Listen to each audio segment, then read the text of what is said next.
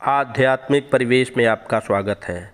आज मैं पुनः आपके बीच में श्रीमद् भागवत गीता की उन महत्वपूर्ण पंक्तियों के साथ उपस्थित हूँ जिसमें भगवान श्री कृष्ण ने अर्जुन को कर्म की महत्ता के विषय में विशेष रूप से समझाने का प्रयास किया है।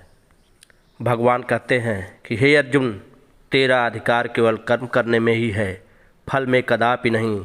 इसलिए तू कर्म फल का हेतु मत बन और कर्तव्य न करने में तेरी आसक्ति न हो। तू आसक्ति को त्याग कर सिद्धि असिद्धि में सम होकर योग में स्थित हुआ कर्म कर। संभाव ही योग कहलाता है। हे धनंजय, समबुद्धि योग की अपेक्षा सकाम कर्म निम्न स्तर का है। इसलिए तू समबुद्धि की शरण में हो जा, क्योंकि कर्म फल की इच्छा करने वाले अत्यंत दीन होते हैं।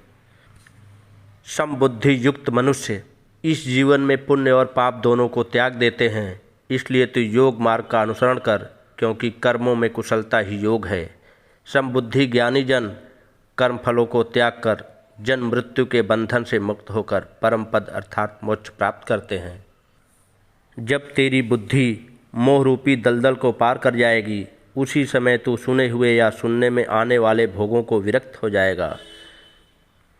जब अनेक विषयों के सुनने से विचलित हुई तेरी बुद्धि परमात्मा स्वरूप में स्थिर हो जाएगी, तब तू योग को प्राप्त करेगा।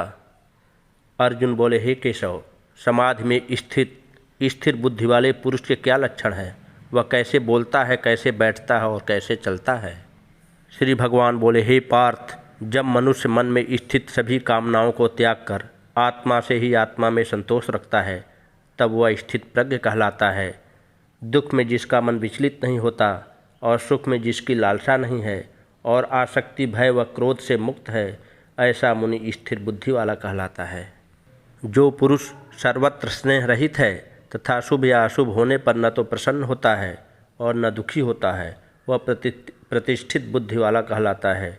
जैसे कछुआ अपने अंगों को समेट लेता है, वैसे ही जब कर्मयोगी अपनी इंद्रियों को इंद्रिय विषयों से हटा लेता है, तब उसकी बुद्धि स्थिर होती है। इंद्रियों को विषयों से हटाने वाले पुरुष के विषय में जो निवृत्त हो जाते हैं, पर भोगों में आसक्ति बनी रहती है, किंतु स्थित प्रज्ञ पुरुष परमात्मा तत्व को अनुभव होने से निवृत्त हो जाता है। हे कौन्तेय, प्रयत्न करते रहने पर बुद्धिमान पुरुष के भी मन को ये चंचल इंद्रियां बलपूर्वक हर लेती हैं। इसलिए सभी इंद्रियों को वश में करके मुझसे युक्त और परायण हो जा, क्योंकि जिसकी इंद्रियां वश में होती है उसकी प्रज्ञा प्रतिष्ठित होती है। विषयों का चिंतन करने से उसमें आसक्ति हो जाती है। आसक्ति से कामना और कामना पूरी न होने से क्रोध उत्पन्न होता है। क्रोध से मूढ़ता उत्पन्न होती है और मूढ़ता से स्मृति भ्रम हो जाती है। स्मृति भ्रम से बुद्धि का नाश होता है और बुद्धि के नाश होने से मनुष्य अपनी स्थिति से गिर जाता है। किंतु संयमी पुरुष राग द्वेष से मुक्त अपने इंद्रियों को वश में करके विषयों को भोगता हुआ प्रसन्नता प्राप्त करता है। शांति मिलने पर सभी दुखों का अंत हो जाता है और प्रसन्न चित्त वाले की बुद्धि शीघ्र ही स्थिर हो जाती है। जो बुद्धि योग से युक्त नहीं है, उसकी इंद्रियां और मन बस में नहीं होते और न ही उसकी बुद्धि स्थिर होती है।